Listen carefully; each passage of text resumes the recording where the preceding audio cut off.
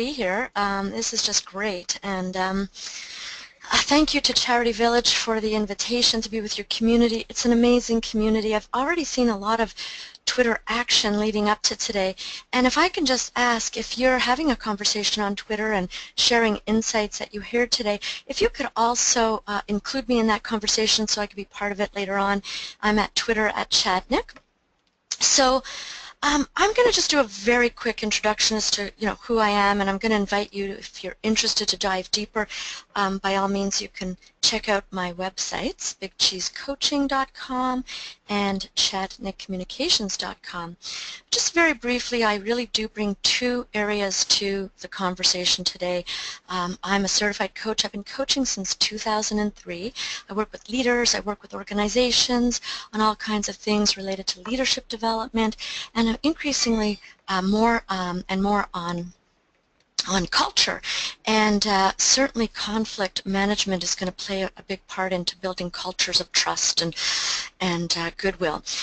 And what a lot of people may not know is that I also bring 25 years of communications experience across a vast range, whether it's helping organizations share their narratives, helping executives with their communications, and as I increasingly integrate the work of my coaching with my communications, I'm doing more training. And that's really what brings us to today's conversation, because conflict indeed is embedded in conversations. We're really going to talk a lot about that today. So I'd just like to dive in, but of course please feel free to take a look at my websites to learn more about me if that's of interest. So what's conflict? I think maybe a better question might be, what is it to you? What does it feel like? What are the triggers? What are the events? What are the circumstances that make you uncomfortable and feel like they might be conflict? And I ask that because conflict is really quite personal. What might be conflict for one person may not be for another. Just a very quick story about a client I worked with about a year ago. This gentleman, we're going to call him Jim. It's not his real name, but Jim worked in an organization that had a lot of potential for conflict. The work that he had to do, he had to shepherd through cross-functional departments, and there was, what many of you will be very familiar with, the tug and war of who owned what and who wanted to kind of lean in and lead and have influences and whatnot. And I asked him, I said, Jim, how do you manage conflict? And he said, well, I actually don't have a lot of conflict. And this gentleman was a very actually humble guy, and I had to probe that, and what I learned is that he just had this tremendous skill set of behaviors and ways of looking at things, that when there was a situation that could have been conflict, he looked at it as an opportunity to resolve. He loved to be a solution finder, and he took a very positive approach. Now, not everybody feels that confident or has access to that, the skills and the tools that he felt that he did. But what I will say is we all really do have a lot more access to the skills that are needed in conflict than we think we may have. And it's really important to recognize that and today we're all on the call here today together, and you're here because you feel that perhaps you could ramp up your skills and efficacy in dealing with conflict. So I think I just want to say welcome aboard. You're in great company, and I'm not just leading today's conversation, I'm with you. I think we can all say that there may be times when we're just fantastic at dealing, with complicated and potentially conflict-laden situations, and maybe there's some situations that are trickier for us. So I hope today's webinar is going to give you some new ideas, awareness, and skills. One of the things that I want to talk about, and you'll hear lots more, is the ripple effect. Because every word, phrase, and interaction, even silence, can have a profound ripple effect, for good, better, or worse. And that's actually a phrase that I have on my landing page of my communications website, because it is so important to recognize. So the ripples that occur, it could be with, in a relationship. It could be in the project outcome. It could be at large in the culture. So the conflict kind of ripples. How you handle that if you're not handling that well, that can unfortunately create bad ripple effects. But it also creates ripple effects inside yourself. And what I mean by that is that you have conversations internally that are going to impact your efficacy in navigating the tougher situations. And that brings me, to an important point. Actually, I just want to emphasize, though, that often the word, I want to put a little focus point on the word silence. Very often, because people feel so uncomfortable with something that feels like it's conflict, they hold back and they don't do anything. And I want to acknowledge that that's not a good, it's not a good choice. And just to add a little meat to the bone of what is conflict, and I said it's different things for different people, it could be something as, benign as an email that came in that just appeared to have tone, if you will. Or it could be having to give difficult feedback or sensitive feedback to a direct report or a peer. Or it could be having to navigate differences of opinions and approaches. Particularly in not-for-profit, you have to work collaboratively, and sometimes we bump into, often we can bump into that. So it could be many things, but the ripple effects are actually key, and I want to get back to this notion of the inner game. So often when people are thinking, well, how do I handle that, and this feels really uncomfortable, they go very quickly to, how do I have this conversation, what should I say to that person? Absolutely, skills in how you communicate with others is imperative. It's a huge part of the conflict management equation, if you will. But what often gets missed is the attention and the navigation of the conversation and the dialogue you are having with yourself. And that really is the starting place. And so you really can't be good at conflict navigation resolution if you're not mastering the inner game. So, we're going to bring that forward, and in the work that we're going to do today, we're really going to pay attention to helping you feel that you're navigating internally so that you could be poised and more confident and clearer to lean in, reach out, and have better conversations. So the agenda that I chose for today, and conflict is such a big, wide topic, but this is what I chose to bring. A lot of the conversational issues that can lead to conflict are beneath the surface.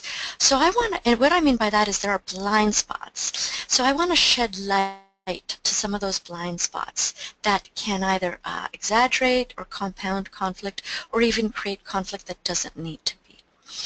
We're also going to take a look at the neuroscience of conflict, and that's really important because understanding a little bit about the impact of the feelings you experience with conflict on the brain and how that cascades and ripples to your ability to hear, to see, to communicate is paramount. It's so important.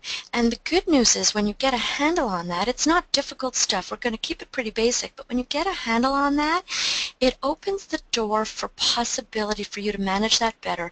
And really, quite frankly, what it means is it opens up the door for more courage to have those conversations, more clarity so you know what kind of conversations you need to have, and more efficacy that you will have tools and approaches that will help create better conversations. And that leads us, of course, to number 3. I'm going to walk us through a lot of ideas that can be used as strategies and tools. Now, I want to just give a shout out to an area that I am going to be introducing that I have been involved with some peers actually globally, and we're immersed together in this wonderful new area called conversational intelligence. And that's a great, it borrows from emotional intelligence and neuroscience, and there's some wonderful concepts. And I wanted to share that with you today because I think there's some fabulous tools and distinctions. And I give a shout out to a woman by the name of Judith Glaser, who's coined that term, and a lot of the distinctions that I'm going to share today, I love how she's worded some of the things, so I want to bring that into our conversation today and just give due attribution, so you'll see a lot of that. And of course we will have Q&As, and we may go over our time a little bit today, so rest assured if you have to scoot off the line, you can always check back in on the recording. So just very quickly, if you wouldn't mind, take a quick second to just kick back a time in your mind that you recall that could have been a conflict, but it turned out to be a great or a good conversation. Okay, so it was a conversation that needed to be had, and it was challenging, but the conversation ended up good. How did you feel during that conversation? What phrases, words come up for you? I want you to just think about that, just short words and phrases that come up that made that conversation that could have been tough good. And at the same time, and this is a real quick exercise, if we had lots of time I'd give you more time, but I want you to think about the opposite, a bad conversation. And what made it bad? How did you feel during that conversation? What words or adjectives come up? And so I just want you to kick that back so that you can be relating, and then as we go through the presentation, your example in your own mind, you could relate to something that's real for you. Marina, if you're on the line, maybe you have some input that you know based on your conversations that you've had with people in the community, or if you see people typing anything in, maybe you can share for both the good and the bad conversation. Are you hearing or thinking of some adjectives and words? Sure, Eileen. Well, I guess in terms of a good conversation, I would say what's coming up is that people feel safe, they feel respected, they feel listened to, they feel that perhaps there was a sense of collaboration working through the problem, so working together on it as opposed to being on opposite sides. Yeah, so I think that's what's coming up. What about the bad stuff? Yeah, with the bad conversations, I'm seeing biased, self-serving, not planned out, maybe happening when the person was still very emotional and passionate, disguised, or perhaps a personal attack being disguised as I'm trying to help you, not taking a team perspective.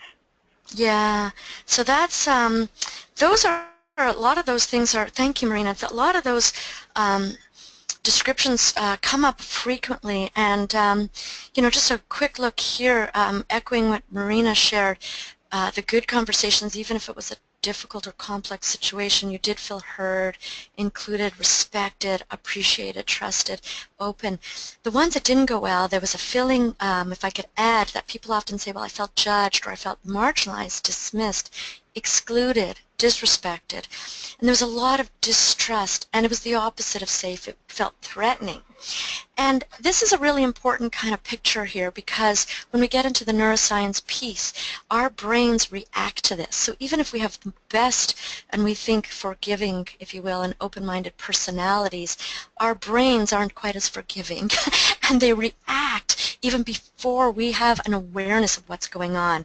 And so these little words we're going to carry forward. I want you to just have a picture of this. But what's important to know is that I'm going to be dealing with a lot of examples here where there is good intentions but unintended results.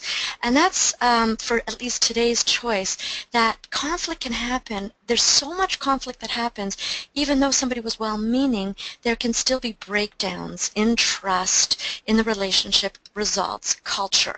So much can be avoided or rectified when we develop new skills in our conversations, both in the listening, in the conversations with ourselves, and with the conversations with others. So let's dive into, why that might happen. Sorry, good intention, sorry, yeah. You will recognize these little icons, these little pictures just will sort of reflect a lot of the situations that you experience.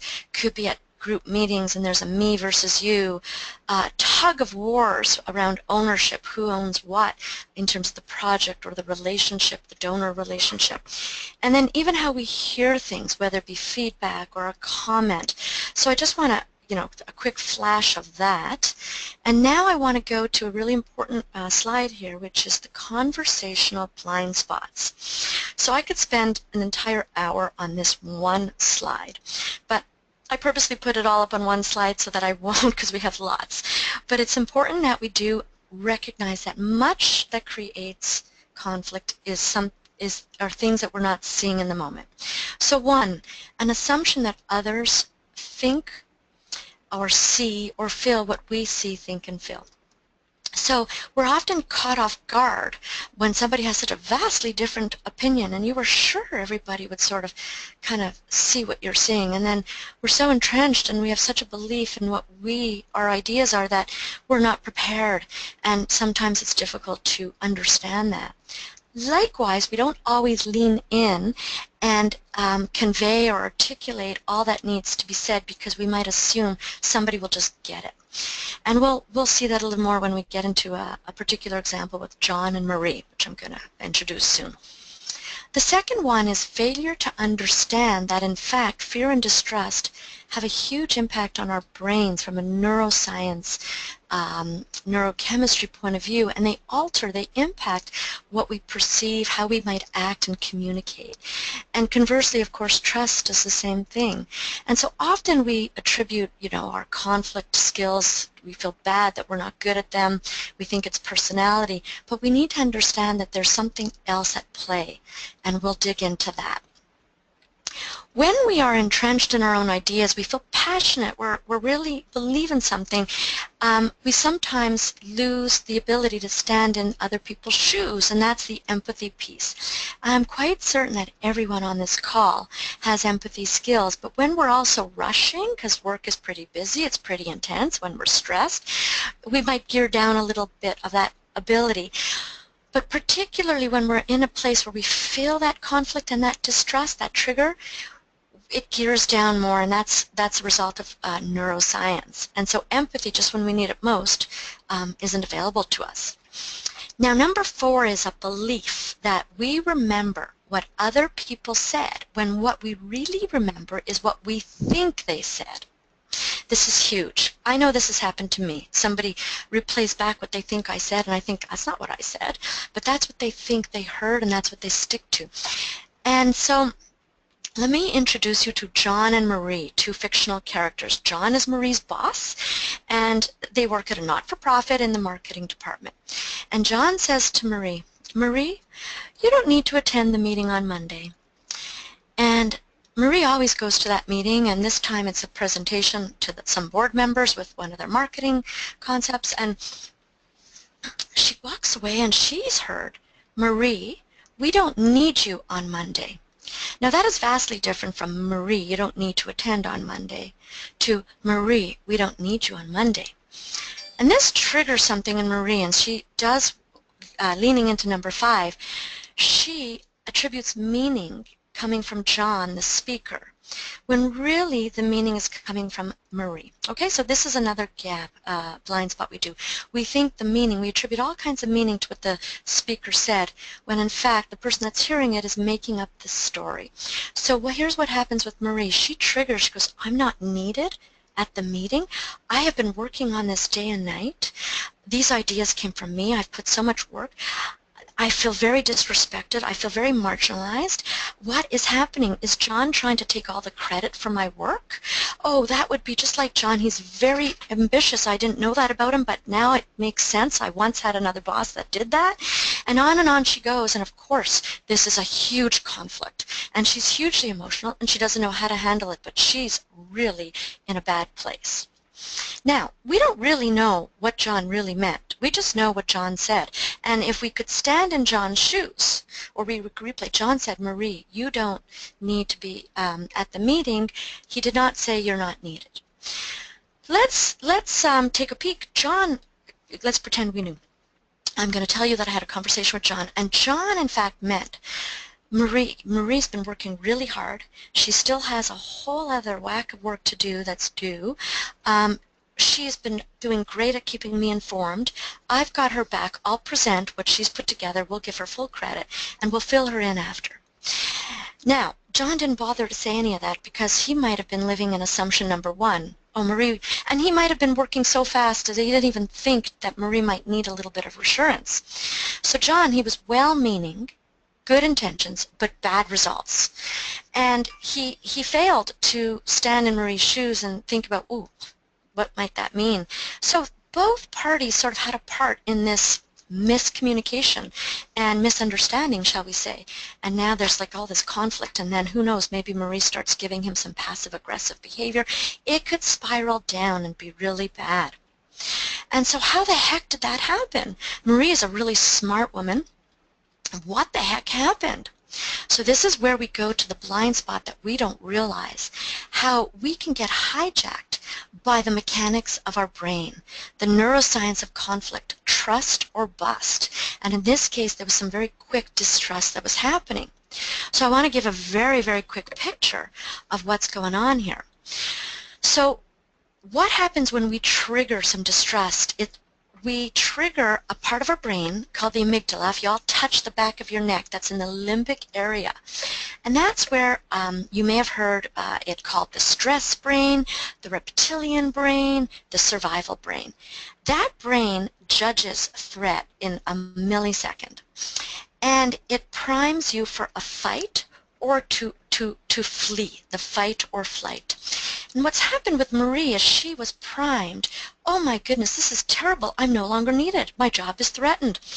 And you close down.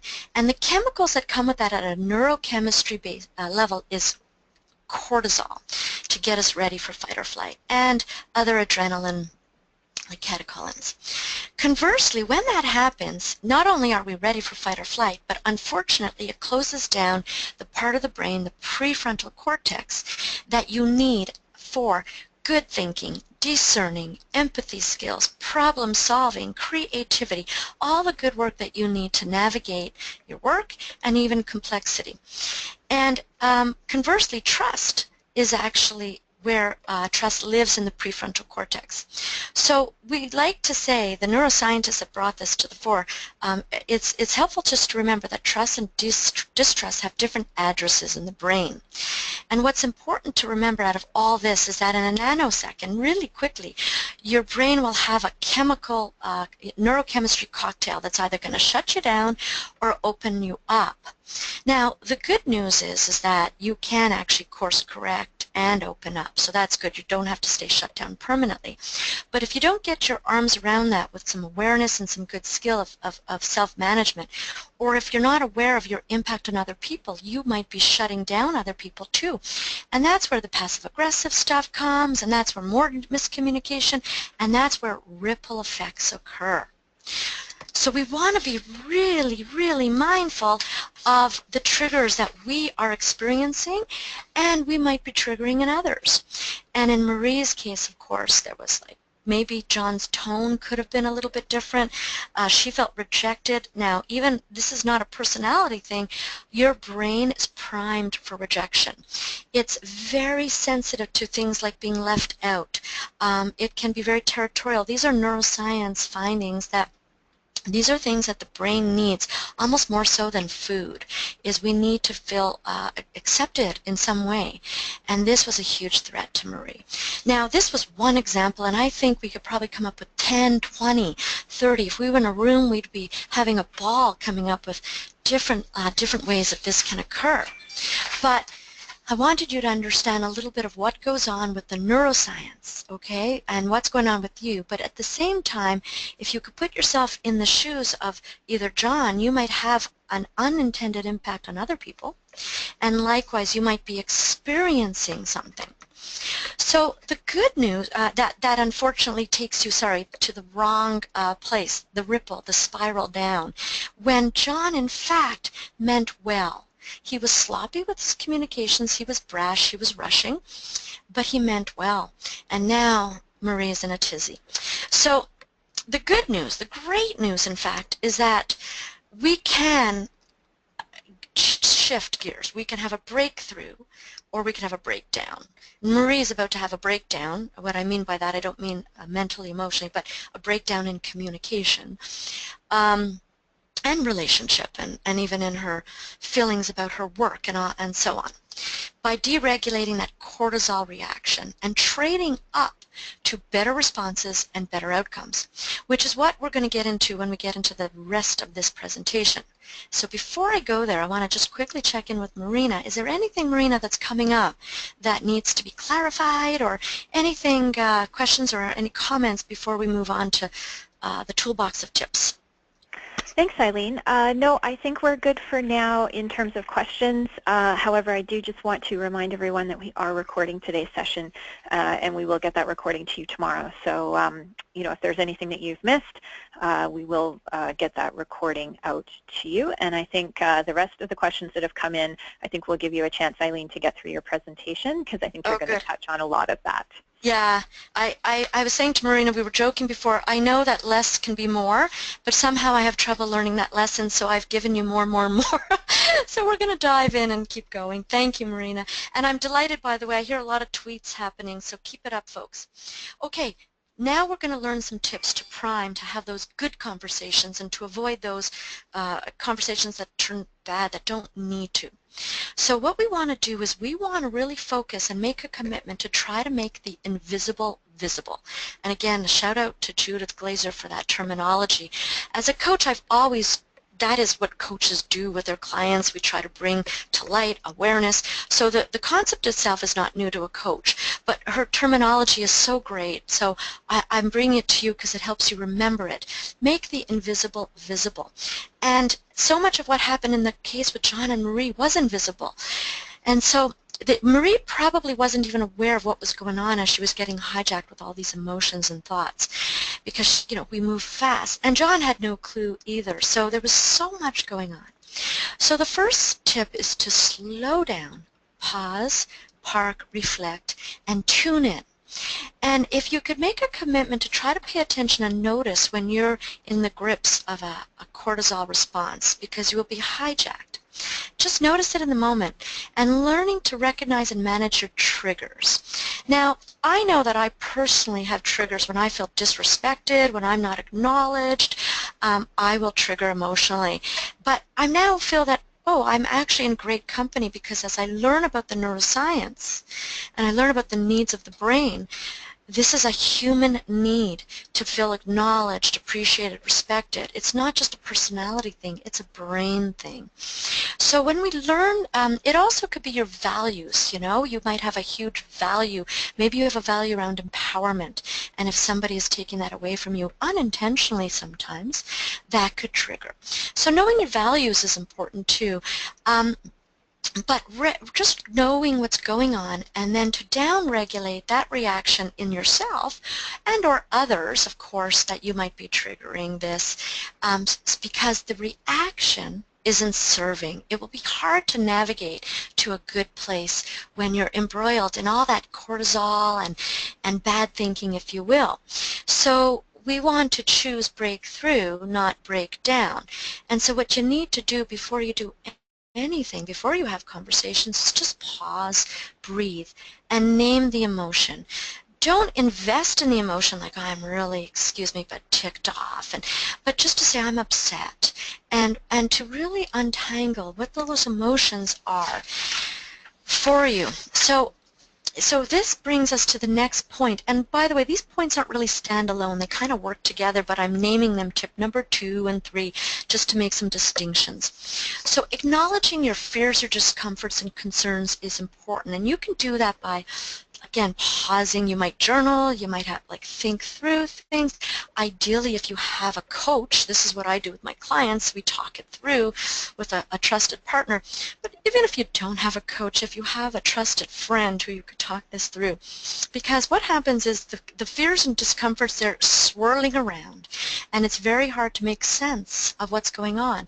And I have conversations with clients all the time, and I just had one a week ago. A client came to me with something that triggered a lot of fear for her, a lot of concern about something that was going on at work. There were changes in the organization.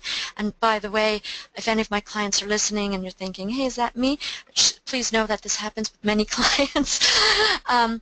But this intelligent person, brilliant, more than intelligent, brilliant, and very successful, was having trouble just making sense of it and needed somewhere to sort of deconstruct. And by doing that, it gives you a better picture of what is really going on here first with me, so that you could prime yourself to be more prepared to decide, well, what do I want to do with that? Whereas what happens frequently in moments of conflict is we're stuck in that swirl and we just feel the discomfort, but we don't know what to do. So often this is why people avoid. And as we said, avoidance is not a good solution. So we need to deconstruct and understand. So here's a beautiful tool that comes from the Conversational Intelligence Toolkit, and it's called the Ladder of Conclusions. And the little words, I wrote them on the side because they were a little too small to read on the PowerPoint here, but it's inverse, okay? So something happens at the bottom here, the green piece here, a conversation, like what happened with John and Marie, or maybe an email, or you heard something about a meeting and you weren't invited, whatever. Anything happens, all the details can vary. And you have that bioreaction we just talked about. You feel, because the reaction, the hijack, sometimes happens before you're even aware of why. You just feel threatened. And then you go into an escalation of how you feel, and there's thoughts that go with it, just like we saw with Marie. Oh my goodness, I'm being left out, I'm being pushed out, he's gunning for my job, he's taking the credit, all these thoughts and assumptions. And we jump to conclusions. Now what often happens is the feelings, we feel something, we're aware of that, but the thoughts, the meaning, the beliefs, and the assumptions are invisible because we're not deconstructing. We just jump to the conclusion. Something happens, John is gunning for my job, John is bad.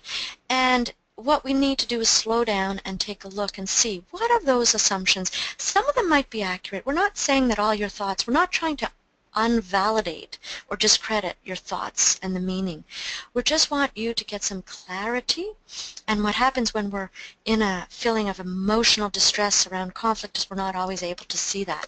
So we're not trying to say ignore, but we want you to be able to be in a position to say which of these assumptions could be challenged, which are limiting beliefs, and which might be really something I need to check in on and maybe have a conversation.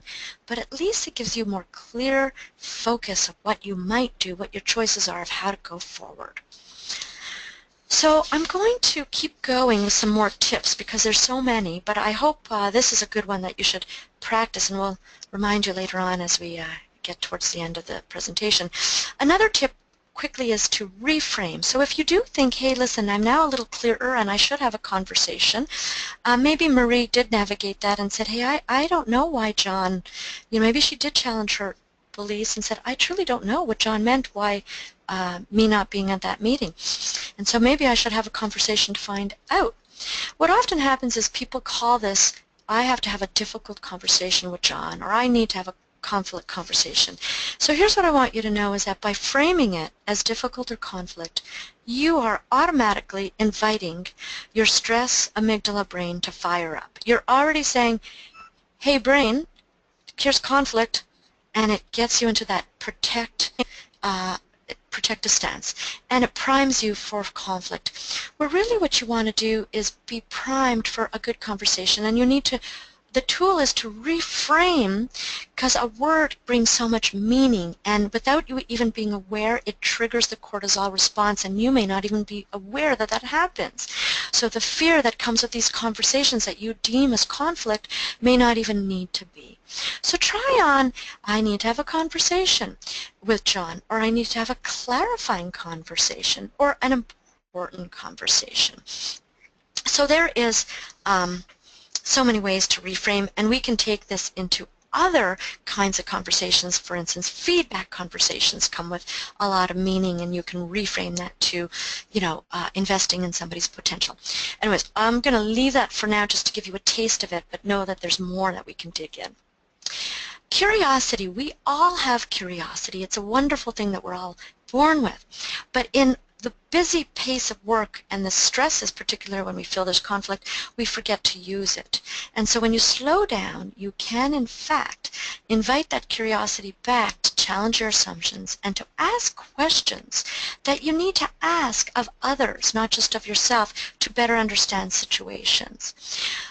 far too often we take things at a very superficial level.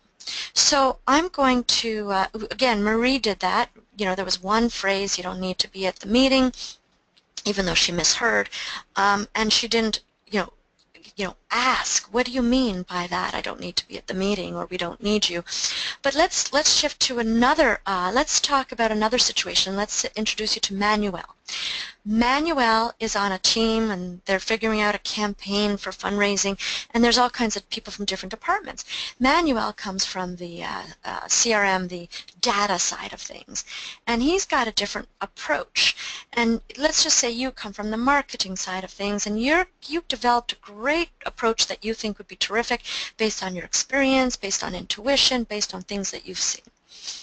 And you might hear Manuel talking about something, and it's just not making sense for you. And you might say, well, no, that doesn't make sense, and may very quickly reject. So one thing that we need to learn to do is to listen differently, listen better, slow down. And the tool here, or the phrase here to remember to help you do that, is double-click. Again, that comes from Judith Glaser's Conversational Intelligence Toolkit. Now, as a coach, we do encourage people to ask powerful questions. But I love the term double-click because it's a metaphor. When you go to your computer and you see an icon on your computer that's a folder, you take your computer mouse and you double-click and you see what's inside. It's the same thing with conversation. Somebody says something, and instead of skimming at the very superficial level, double-click and say, tell me more about that. What do you mean by that? Practice curiosity, because here's something else. Not everybody explains things right from the get-go. So let's just say Manuel had really great ideas, but for some reason in his presentation he didn't quite convey it well. If you can give him the credit and benefit of the doubt and get curious and ask, there might be something there that might in fact be very worthy. So this is where priming tip number 5 comes in. When we get so entrenched in our own view and bring right, sometimes we are right and we need to advocate for that, absolutely. But sometimes it gets in the way, and when we're trying to resolve conflict or differences of opinion, if you can check in, is my addiction to being right getting in the way? And I will say, from a neuroscience point of view, which I was really surprised and I found very interesting, but there's a real thing called an addiction to being right, because when we are in conversations and we prove to be right, we get a little hit of a hormone called dopamine, and it makes us feel happy and good. And so there's a real thing such as an addiction. It's not just a personality thing. But if you could prime yourself to be aware of when is that getting in the way and not serving. Another tip, of course, we've probably all heard this before, is to find common ground. So it's hard to do that when we're focusing on differences. Well, Manuel has such a different take. He's all about the numbers. He's all about the data. I come from experience, and I'm intuitive, and differences and differences and differences. Well, if we could be more agile in our thinking and redirect our attention and say, well, let's see, what do we have in common? Chances are you can find something. Manuel probably has similar, wants to do good, wants to make that fundraising campaign a success, wants to do well for the constituents that you serve. You probably share goals, and if you could refocus and speak in the conversations that you have, speak from a place of common ground, that is disarming. You're not in a place of differences, you're in a place of, hey, listen, we both want the same thing. We might have very different approaches, but let's try to find some common ground. And put that in your language, folks. This is not just about, the mental kind of perspective. It's also the language that we bring to the conversation. And then this brings us to tip number 7. You see, they all go together, is to see if you can create an aspirational goal. An aspirational goal is okay. We agree that we want to do a great campaign. We agree that we need to forward these key messages to our donors, in the summer. And, we're all in agreement with that, but we have some differences. So let's create a goal. How can we honor the insights that Manuel's bringing to the table, as well as the insights that you're bringing to the table? And if you could frame in your language and even together see about creating aspirational goals, it is a lot more energizing than protective stance and jockeying for your own goal. And you can even do this with relationships. So I know that Jesus is such a full, rich area, but I have done this with people who I've had some difficulties with, and rather than saying I want you to stop doing this and stop doing that, I framed the conversation as I would really like us to work together in a way that can, is going to be better for both of us. I know we can do great work together. I'd really like to forge a more productive relationship. And so aspirational, and I've had that. I've had a situation, and I was delighted and surprised that the person who was giving me great difficulty wanted the same thing. But we had some challenges that we had to work through, but we wanted the same thing. And so we started off the conversation that, was complex, but we started off wanting the same thing. So, oh my goodness, okay. Marina, I have one more piece before we, one more tip, and I know that the hour goes fast, but I do want to check in. Are there any questions? Is there any comments here? That's a burning question before we get to this last Sure. piece. Eileen, I think one quick thing you might be able to respond to is we have a few people interested in Judith Glaser's work, and I'm wondering if off the top of your head you might have a book that you could recommend of hers. Absolutely. So Judith's book is called Conversational Intelligence, and this is the work that, in fact, it's the book, but this is the work that has spurred the whole area of conversational intelligence, so absolutely do go get a copy. And I will tell you that as a coach, I am in, with other peers, training at a much deeper dive level from a coaching point of view, and bringing this into the work that I do in the training. So today is a little bit of an introduction, and then the coaching. So for any of you that want to hear more about that and are interested in bringing that to your teams, know that this is something that I'm explicitly trained in and continuing to train in, and it's based on the work of Judith Glaser, as well as other work that I've done, that coaches will have brought already. So she's bringing this to coaches who already come with a bench strength of skills. But you can go ahead and read the book. Absolutely. Awesome question. Wonderful. Thanks, Eileen. Okay, so here's the last piece. Now, I really debated bringing this in because it is another big piece. Each of these tools that I've introduced, I'm skimming them, okay, so please know that. But this one in particular, but I wanted to give you a taste. So we're dipping a toe in the water of this idea, and you can really dive in deeper, but I think there'll be enough for you to give you something to think about and try on as you think and observe the conversations that you have at work and, of course, in life. So the work of conversational intelligence introduces us to 3 levels of conversation. So let me first acknowledge at the first level that I am quite certain many of us do at certain times when we're faced with the difficult, challenging circumstances that we deem conflict is the no level, the avoidance, the hiding, the ducking, skedaddling out of there. That's not part of the conversational intelligence level scheme. But there's 3 levels, and I want to acknowledge that all 3 levels have a place in our conversational repertoire. None are wrong, and none are fully right. This is not about you only doing one. But what we do know is that when it comes to conflict, there is often a case that we get stuck in level 1 and 2, and we don't do enough level 3. So I want to introduce you to the idea, and it'll be enough for you to start to think about and try on, but know that we can, of course, do deeper dives. And if that opportunity comes at some point in the future, delighted to explore that. The first one is, say you're at, this is where you, level 1, you tell, so you might be presenting a presentation to a group or the board, and here's what we're doing, this is the update, or it might be your own internal working groups, and it might be, here's, what's happening, and you might be assigning tasks, and that just is perfect. But if it is where you need to present an idea, or perhaps even with your team, you might have conflict that you might have an underperforming employee, and you've been telling them this is what needs to be done, and you've been really pushing it, and to the point where they're just not doing it, and it gets to the point of insisting and yelling, and that's just not working. So that's where yell comes in. Sometimes level 1 is just not the right level of conversation to be in. Number 2 is the negotiation convincing. So this is where you lean in, and maybe you do need to present an idea and you need to get buy-in. This happens all the time at the not-for-profit level.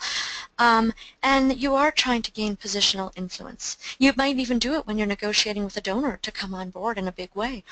And that's good. So, negotiation skills is great. You might ask questions, but you're asking questions partially, certainly to learn, but in great part to get them, it's part of the negotiation, so asking questions to get people to see your side and to win them over.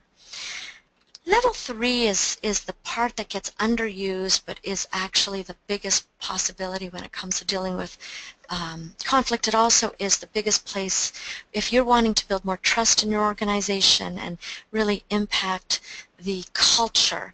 Level 3 is where it's at. Okay, not exclusively, you still need to have the other conversations at the right time, but if that's missing, if you have a toxic environment, you need to be really exploring how do we get to more level 3, because this is where we are in the we. So a level 3 conversation is co-creative, there is sharing, there is transparency.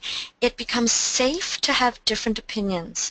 What often happens in environments is that it's not safe to have a different view. We are afraid to speak up. There's too much jockeying. There's a winner and there's a loser. But in level 3, everybody wins. There's an us, there's a collective. And you don't lose the you. You get to have your unique voice. And in fact, that's part of the magic. That's the good, the beauty of level 3. But ultimately, you are working with, and there's infinite possibilities.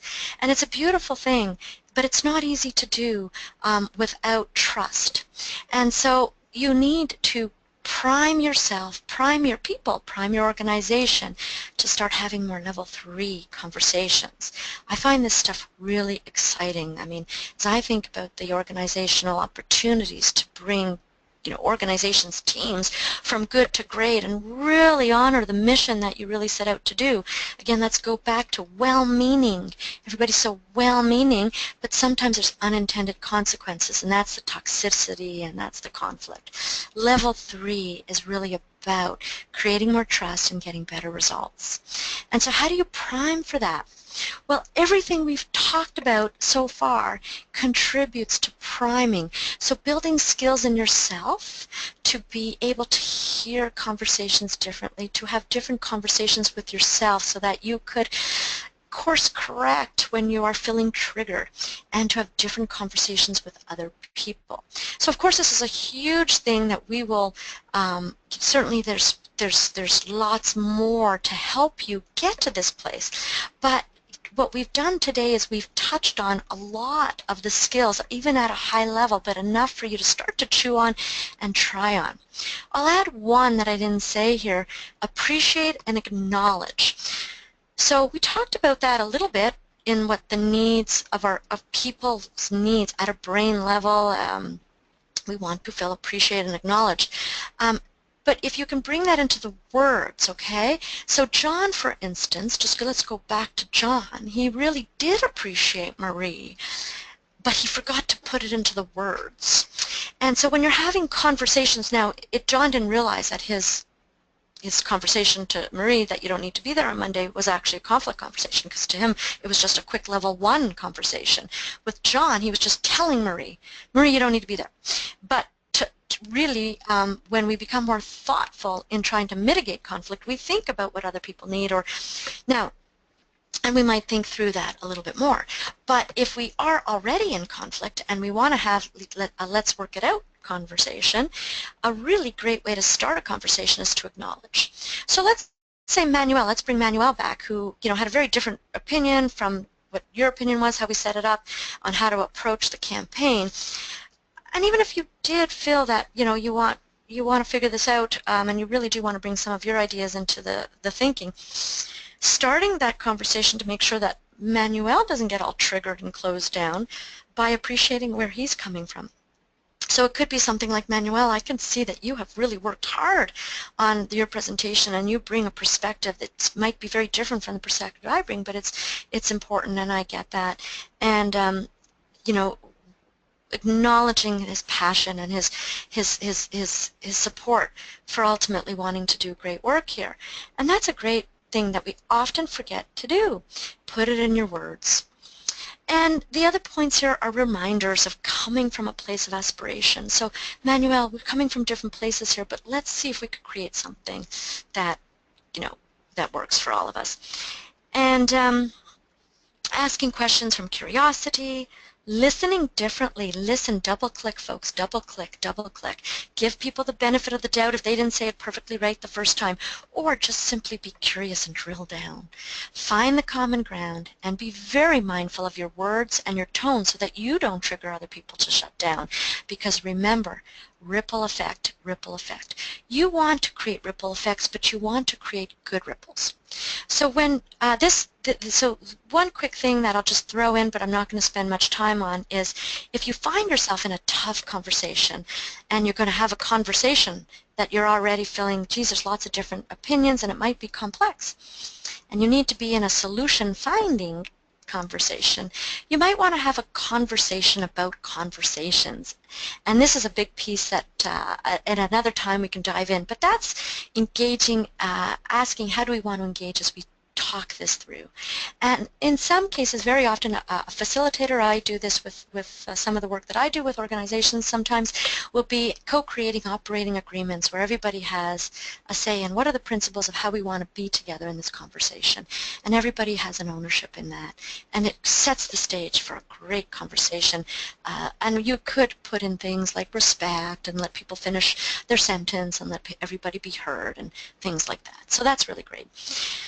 And so if you do start to engage in more of level 3, here's what you get.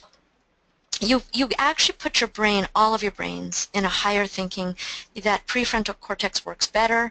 Your heart brain is also more open to listening, more empathy, and you'll be better at being creative and finding solutions.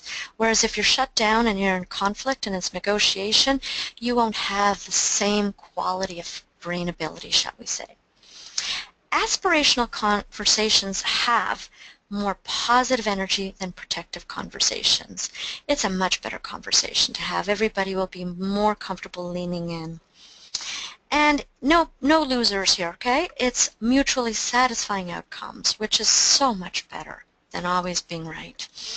Finally, you get to build trust and relationship, which is equity for the longer term beyond just this one conversation. And this speaks to the bigger picture of the environment that you work in, the engagement, the overall mojo. So each of you will get a handout tomorrow that will help you take this into your life. Reflect and name your triggers, practice tuning in, reframe, trying the ladder of conclusions, practice more of level 3, but do notice when you get stuck in the other levels. Listen and ask different kinds of questions, find common ground, and aspire towards a common goal together. Ultimately, your conversations need to be beyond the task at hand, but investing in the relationship and not just the transaction. And if you think about that, that's a bigger game.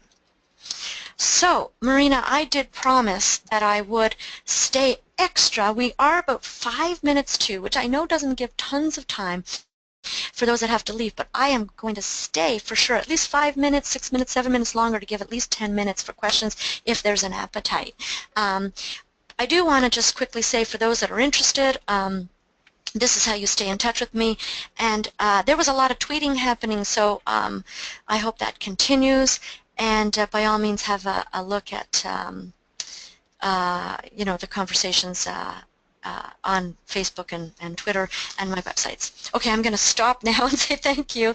And Marina, I'm going to invite you to start the Q&A if there are any questions. Wonderful. Thank you, Eileen. There are lots of questions, so I appreciate you staying over a little bit. And just as a reminder to everyone, we are going to record the full Q&A, so if you need to leave now or on the hour, that's no problem. You can listen into the Q&A tomorrow when you get the recording. So let's dive right in, Eileen. What happens if someone else is perceiving conflict in a situation or a conversation where you don't? What's your best technique for handling that? Beautiful. That's where it is really helpful for you to double click, okay? So you get curious, use the curiosity and ask them what's going on. You want to see what's invisible. You're not seeing it, and you want to tune in. You might not realize what's going on for them, and you might have, in fact, an employee who might feel something and is, not sharing it. You might see them tense up. You might see a little passive-aggressive. So be curious, lean in, ask questions that you don't have answers to in a non-threatening way. Hey, what's going on for you? Share with me a little bit more how you're seeing this. What are your concerns? What bothers you?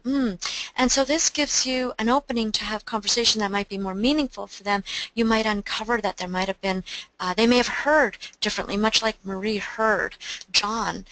She had a whole different interpretation, and it might give you opportunity to clarify, or it might give you opportunity to assure, or it might give you opportunity to coach them on how they, in fact, could handle a situation. Wonderful, great. So now what if you're starting to have a conversation with someone and you can tell from body language maybe that the person is getting angry or shutting down a bit? Is there something you can do, to diffuse that? Absolutely, and it's really great. I'm glad. What a great question. Folks, people will not always declare declare their concerns, and sometimes they don't know what's bothering them. If you recall, Marie may not have even been fully aware of what was going on for her. They might feel the discomfort because that hijack happens before we're fully aware. So in a very safe, non-judgmental way, you could lean in and really be mindful of your tone and say, I'm noticing you look a little uncomfortable, and I just want to know, what might that be about? Is there anything that I can do? And they may not even know, but if there's some way, and if you do have a good relationship, make it safe for them to even explore it. That might be the first time that they might even be realizing it for themselves. They just know they feel uncomfortable, and they may not have deconstructed yet. So that's make it safe, help them, be a sounding board, so that you could make visible what's invisible, and it could be very helpful and supportive to them, and it could ultimately preempt any negative ripples that could happen, because what you're trying to do is build awareness, and then you have a clearer picture of what do you need to address together. It's great. So watch for body language, folks. Thank you. Whoever asked that question is brilliant. Watch for body language. People are not going to fess up or declare it's not safe, or they may not even be aware themselves.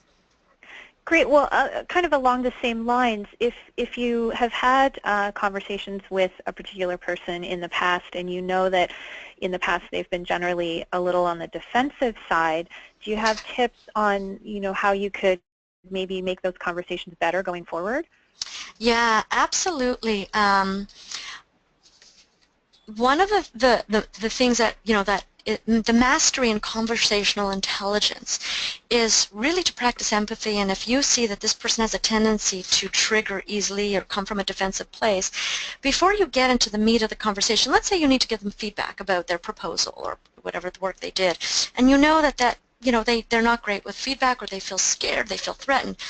What you want to do as you think through your conversation is, what do I need to do to make them feel that it's okay, that this is safe? So very often, like for instance, I've given some presentations like this on how to give feedback. And some of the ideas that I put forward are to have a conversation first to say, I have some, I want to share some insights or some feedback, and I want you to know that I'm doing this because I think that you really, I believe in you. You want to frame it, reframe, okay? So feedback could be scary. Reframe it to something like, would you be open to some insights that could make this a good presentation to something that's great? Or are you open to some insights how you're being perceived in the meetings that really could be helpful for you? And I really think that you are, golden in terms of your contribution, but some of the ways of, interacting might be getting in the way of other people seeing that would you be open to some insights?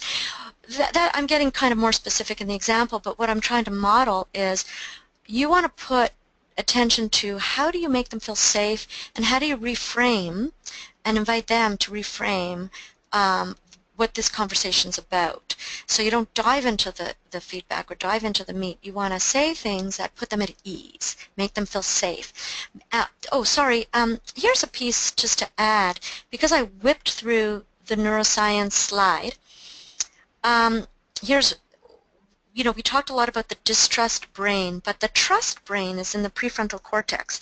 And when people are transparent and sharing authentically, it does trigger trust, which allows people to open up. I did talk a little bit about opening up. So what you want to be focusing on in those conversations is trying to trigger their trust brain. And the best way to do that sometimes is sharing and being authentic of yourself. And it can be saying, hey, I have to be honest, I don't know what that might be, but being authentic, being candid is you don't want to be inauthentic, you don't want them to be worrying about what you're not saying, but of course you want to be doing it sensitively and use kindness when it's appropriate. So you want to be triggering their trust brain, and you need to think that through. Of course there's a lot more that we can dive in, but hopefully I've answered a little bit. I think that's helpful, Eileen. Now, what about, a lot of what we've covered today is making the assumption that both parties want to resolve the conflict, and we've had a lot of questions come in, both, general questions and situational questions, where perhaps someone's behavior is bordering on harassment. It's certainly inappropriate behavior. Maybe it involves yelling or just inappropriate behavior that way. Do you have some tips on how a person might handle that? Yeah, absolutely. And first of all, before I go further, I will say that I do have a feedback kind of webinar, and I have articles on feedback available on my website that I could also send out, or you can find on your own on your website. So they have a lot on feedback, because I think feedback is a big category of what people feels conflicty. So I just wanted to share that. But yes, when you're giving feedback, it's a fine balance between being direct. You do need to you don't want to bury the message. They do need to hear the feedback. If there's inappropriate behavior, they need to hear the feedback. But what's really important, though, is understanding where is this person coming from. And as a leader, developing some coaching skills as a leader is a huge area. Is you need to figure out, is this person well-meaning but having bad results? Are they unaware of their behavior? You need to figure out where are they if they're well-intentioned but they don't have that awareness, because that will help you in how you choose to have that conversation. And if there is acknowledgement, let's just say in the example that you have someone who doesn't have the awareness or doesn't have very good impulse control, and they're snappy and they're not aware that this is inappropriate, or the impact that they're having on how they're being perceived and the impact they're having on others. So the conversation would be a combination of some directness, saying, and watch your tone, but this is what's been observed, and I want to have a conversation about that. You want to be very clear if you're a leader on what the expectations are that we do need to see shift. But then the middle part really is about coaching them and understanding what goes on for you, what's your understanding. If you can have more of a level 3 conversation, not just a level 1, like the wrong thing to do would be just to dump it on them and saying, shape up, let's just say the guy's name is Dean, I'm just making it up, but Dean, this is what's happening, need you to know, shape up. If you could acknowledge that Dean is a great employee, means well, but doesn't manage his anxiety well, his impulses, and needs to put some attention on that because the behavior that's coming forth is not acceptable. But acknowledge that the good parts, that he's well-meaning and that you want to see him do well and invest, but this is an issue that could derail him, but you believe he could course correct. And if you could be a coach to him, or a leader coach, and say, let's talk about that, Dean. What happens when you feel stressed? Let's talk about what's going on for you. I want to support you. I need to see change, but I don't want to, you to feel that you're on your own. and that would be a trusting, where if you can get Dean to feel safe to explore that, and for you to be supporting him, that would be a level 3 conversation. At the same time, there's a little bit of level 1 and saying, Dean, this is what we've noticed. It does need to shift, but we want to have a conversation to support you. So you need to inquire, what's going on, Dean? Why is that occurring? You need to be curious. You need to use all those skills we talked about. Empathy. Maybe Dean is short on bandwidth because maybe he's overloaded. You may not know the answers why Dean is exploding. So you bring that curiosity, and then when you do together, you might be in a better position to help Dean course correct. Whereas if you just tell him and leave him to hang, poor guy may not have the tools or the awareness. And so that's not always the best way. That would be level 1. Level 3 could be more fruitful. Marina, do you think that was, I don't know, was that helpful? I think so, yes. Now, would you say that the same approach would be in practice when there's power differentials and you're dealing with, either managing up or managing down?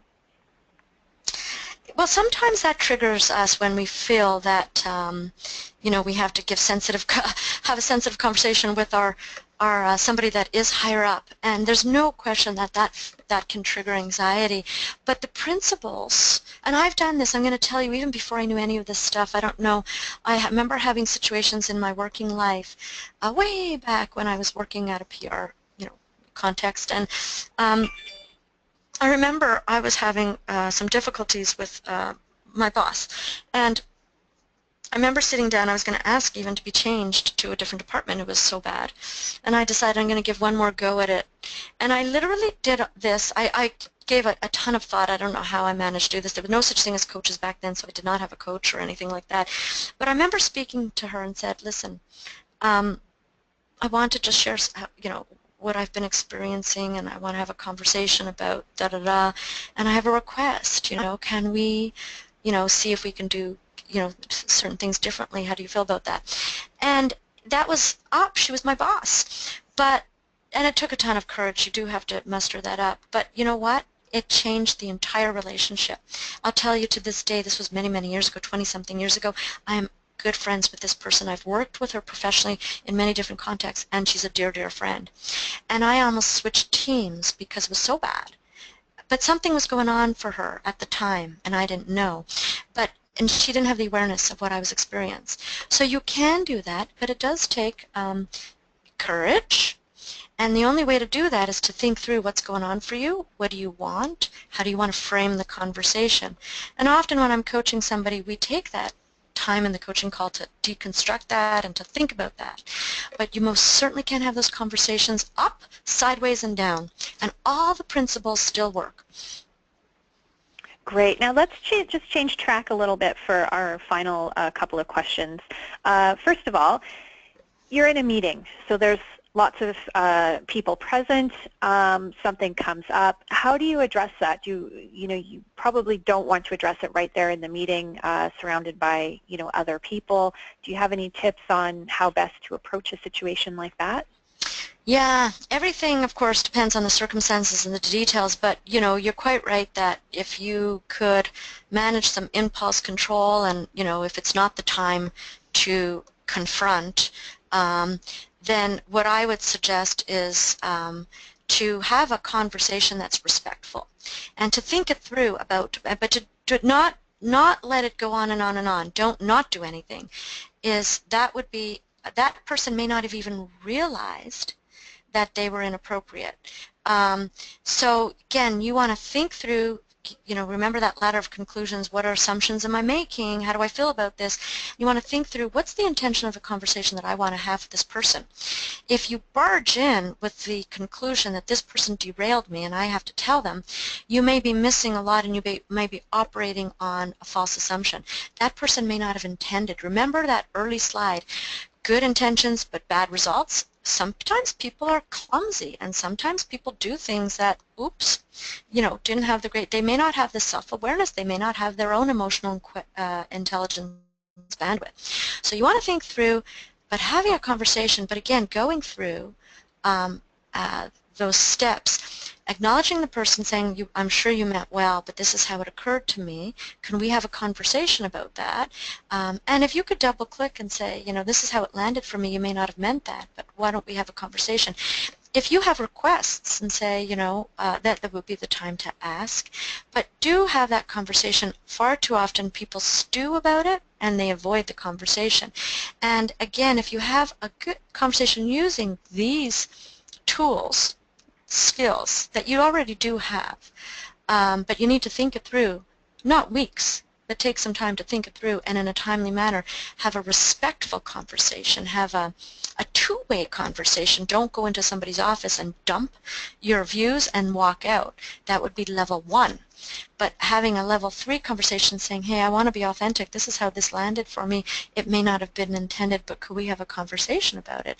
You may be shocked and surprised that that person may not have intended that, they may feel bad, and what could happen if you handle that well is you might actually end up with a better relationship with that person at the end. Whereas if you don't, things ripple. Remember the ripple effect, that you could make some decisions that this person's bad, there could be some passive-aggressive stuff. But having an authentic conversation, but that is considered and thoughtful and courageous, could actually end up being a stronger relationship. Wonderful. Now for our last question for today, obviously email is a big tool, for all workplaces now. What happens when something comes up over email, or, perhaps you work in an office where most communication is done via email or perhaps even instant messaging. How do you suggest approaching a situation that comes up that way? Yeah, that's a fantastic question. I'm thinking of writing an article about the dehumanization of technology. I mean, I love technology, but sometimes it does dehumanize. There are times when I might get an email and it's just is off-putting. Maybe there's tone or there's and at the same time, I recognize that everybody's working so busy and fast that sometimes people don't put the thought, or they're not great with their own words, and so they're brisk, So sometimes I'll just say, I'll literally pick up the phone, or if you work in the office and they're around the corner, you can poke your head in the door and say, hey, I'm going to do something really unconventional. I thought I'd pick up the phone and do the old-fashioned thing and have a conversation. And you might just say, I just want to check in on that email. I may have read it wrong. It seemed a little brusque. Could I just clarify? And that, goes a long way. I had a situation once with somebody who, it was a client situation and had a particular style. She very, very into efficiency, and she was very big on email, but she was also fairly brusque, and it landed on me. I just had all these different interpretations, and then when I would email back to clarify, how that landed with her was that I was driving her crazy because she was all about efficiency and was wondering.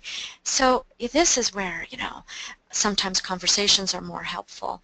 And you have to use your judgment, though, folks. Like, I want to be real careful about prescribing. You want to use your judgment. And sometimes with an email, before you jump to conclusions, pause, park, reflect, that we had early in the slide presentation, to think through before you jump to conclusions and think, what else might this mean? Before I get all upset, what else might this mean? And check in so that you're not being hijacked and that you leave room and benefit of doubt, and not waste all that energy and hijacking when in fact it might be something else. Leave room for possibility and then think of what's the best way for me to check in on that. Fantastic. Well, thank you so much, Eileen, for sticking around for the extra time today. I think we were able to answer a few extra questions, and that's super helpful. So thank you so much. It's been great, and it was a wonderful presentation as well, so thank you for that. Before we sign off, I'm going to just remind everyone we are going to follow up with you by email. You'll get the webinar recording and the presentation slides. We'll also have the handout that Eileen mentioned, and we'll see if we can't pack a few more resources into that email for you as well, because I know that you're all hungry for those. We're also going to have a link to a short survey. If you can just take a minute to fill it out, I promise it won't take much longer than that.